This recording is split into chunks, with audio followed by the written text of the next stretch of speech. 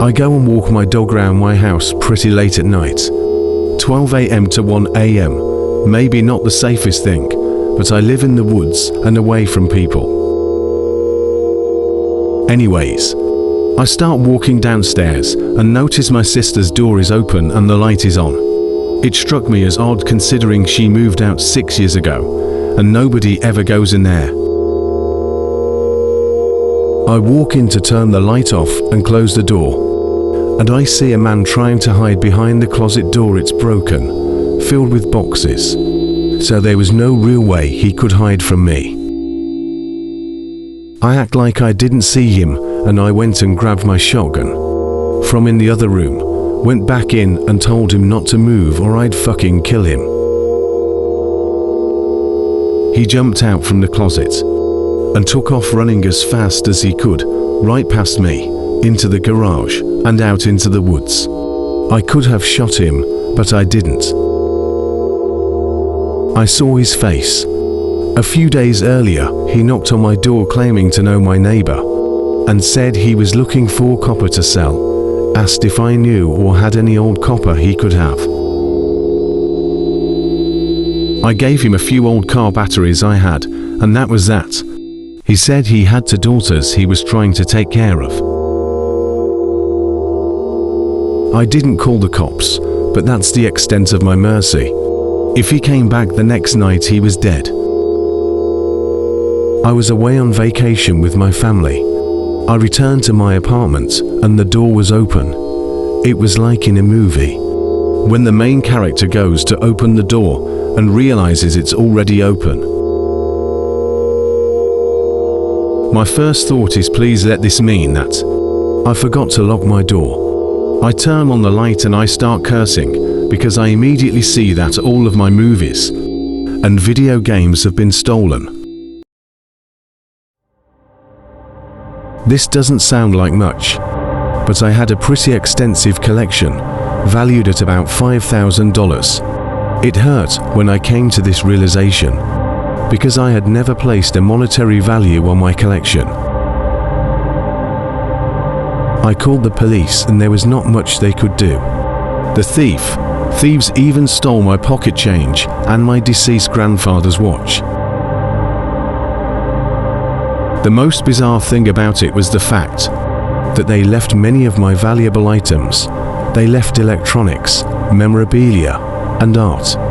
But all they took were items they could easily pawn off. A week later, I actually found one of my old games at a GameStop. The receipt with my name on it was still in the case. The experience had a profound impact on me. I sold my Xbox and haven't played video games since. I just can't justify the money anymore. In the next few months after the incident, I never left valuable items in my apartment. I always carried around my laptop, hard drives, and anything that had value. I already had a safe before the incident.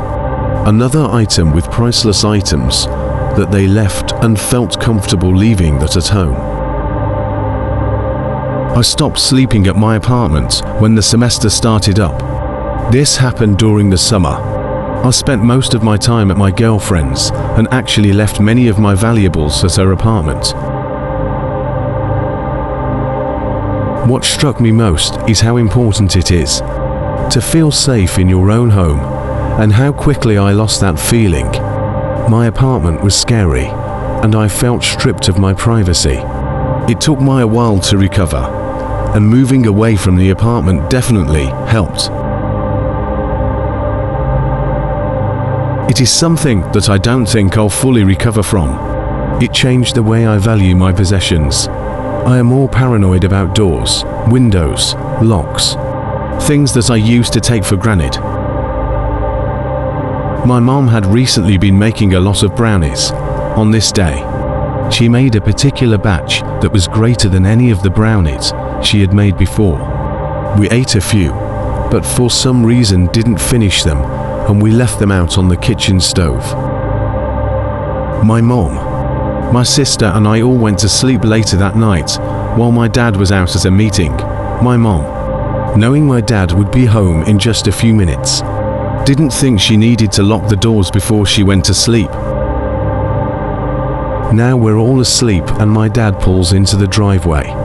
The first thing he notices is that our garage is open and his bike is standing outside.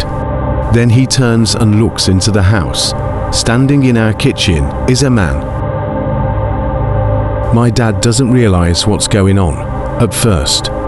He assumes that one of his friends had come over, wanted to borrow his bike, but was waiting for him to come home so he could ask him. Then the man inside our house sprints out the back door. So now we're all gathered downstairs and we notice something. The intruder walked into our house and the first thing he would have seen is the kitchen table. On the kitchen table were 3 wallets, all untouched. Then we look over and see the plate of brownies, completely destroyed. The man who had broken into our house skipped over our valuables and went straight for the brownies at the time. I was more disappointed by the fact that we didn't get to finish them than scared that we had kind of been robbed. Obviously, my mom and dad were pretty freaked out, and they bought an alarm system for the house, and my dad didn't sleep for a few days. But other than that, the only thing we lost were some brownies.